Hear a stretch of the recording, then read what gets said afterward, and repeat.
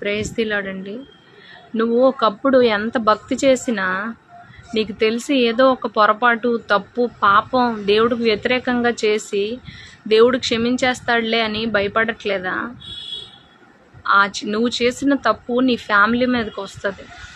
మనం చేసిన పాపాలు మన ఫ్యామిలీ అనుభవించాల్సి వస్తుంది కొన్నిసార్లు. కోరహు చేసిన పాపానికి తన ఫ్యామిలీ అంతా, రక్త సంబంధులంతా బలైపోయారు. వాళ్ళంతా ఎలా చనిపోయారు? భూమి తెర విడిచి మింగేసిందంట. అంత భయంకరంగా దేవుడు చంపేశాడు. దేవుడేం వదిలేడు.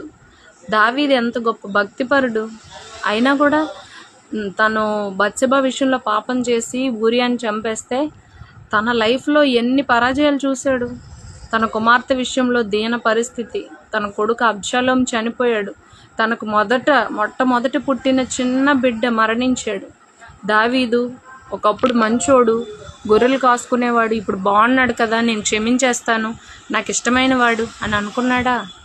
ఎవరిని విడిచిపెట్టాడు. జాగ్రత్త. తప్పు చేసేటప్పుడు 1-10 సార్లు ఆలోచించి జాగ్రత్త పడాలి.